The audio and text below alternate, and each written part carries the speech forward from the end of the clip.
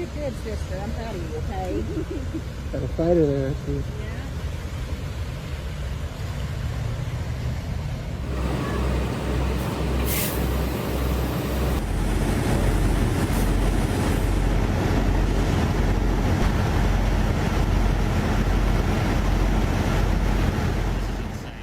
On the night of August 12th into the early hours of August 13th, 2025, a slow-moving system packed with moisture from the Gulf produced catastrophic flash flooding in Chattanooga, Tennessee, and neighboring parts of northern Georgia. Chattanooga recorded approximately 6.42 inches of rain, its second highest total in one day since record-keeping began in 1879, creating conditions described by the National Weather Service as tropical-like downpours, with rain rates occasionally exceeding 2 inches per hour. The event carried an estimated 0.2% annual probability, reflecting its unprecedented severity. In Hamilton County, the deluge overwhelmed infrastructure almost instantly. All dipped. Everyone bailed. Wow.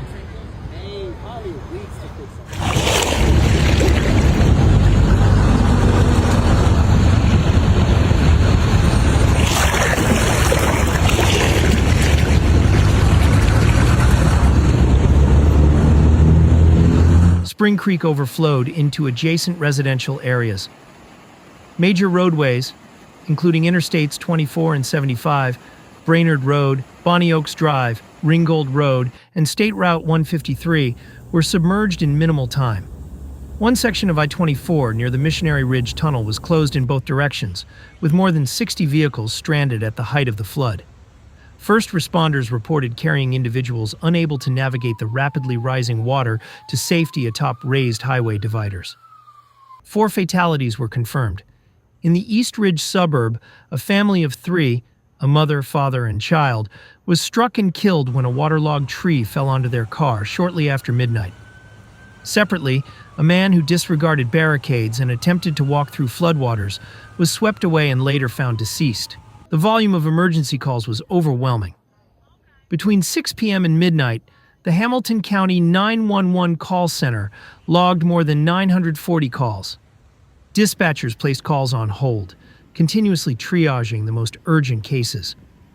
Chattanooga Fire Chief Terry Knowles reported that his department received around 50 water-related calls and conducted over 50 swiftwater rescues, both county-wide and within city limits.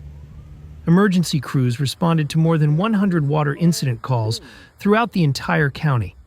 Volunteers and utility workers played essential roles.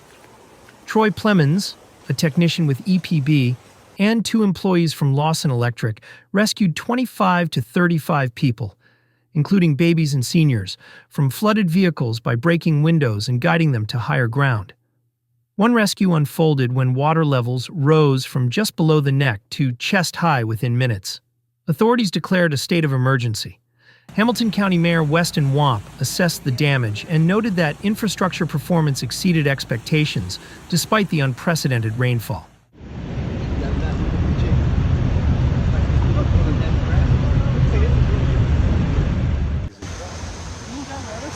I will. What is spinning over there? That's a whirlpool. Why? That's a city garbage can. Is there a drain? Yeah, obviously. That's a big city garbage can going around in the middle, and it's been going around for the whole time I've been home.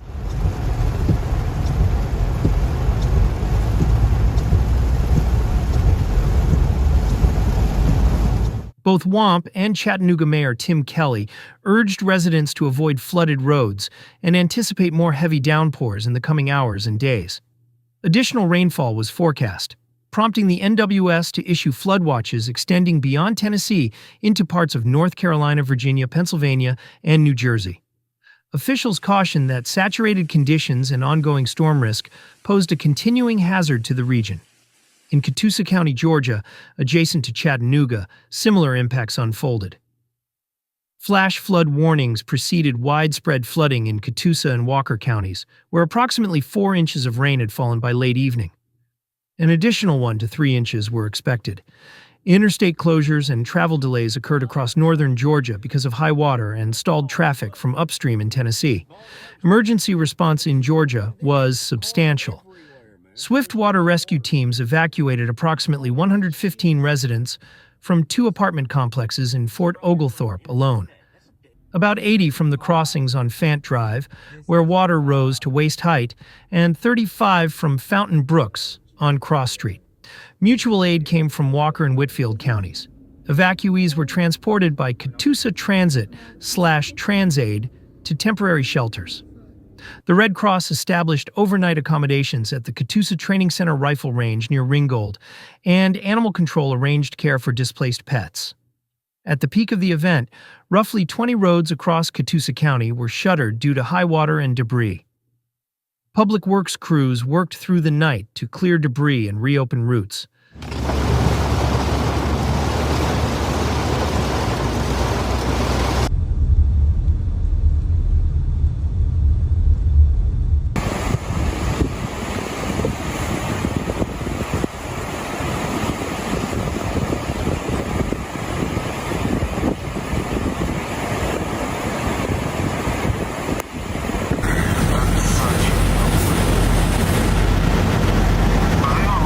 Emergency management experts point to the convergence of factors: a slow-moving storm system drawing significant Gulf moisture, pre-saturated ground, and the region's topography, notably urbanized valleys that promote runoff and flash flooding.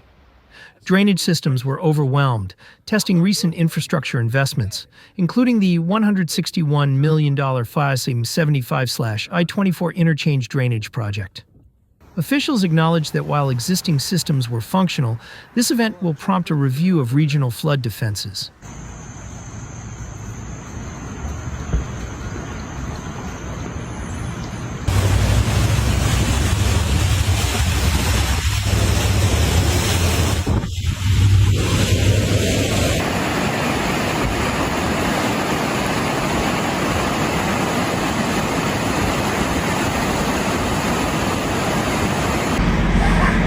Oiga nomás. No, la va a cagar. Community response complemented official efforts. The Red Cross, local shelters, churches, and community centers mobilized to provide lodging, food, clothing, and supplies. Social media platforms were deployed to coordinate family reunifications, donations, and cleanup initiatives. As skies cleared, assessments of structural and environmental damage continued. Residents were advised to avoid contact with flood-contaminated water and to monitor for hidden damage to roads, utilities, and buildings. Recovery will involve infrastructure repairs, insurance claims, and support for affected families. Emergency officials plan post-incident reviews to refine training, coordination, and preparedness. This flash flood has tested the region's resilience. It has resulted in tragic loss of life, prompt and coordinated emergency response, and a substantial community effort to assist and rebuild. Authorities emphasize that while preparedness helps save lives, there is a need to strengthen infrastructure and readiness for future such events.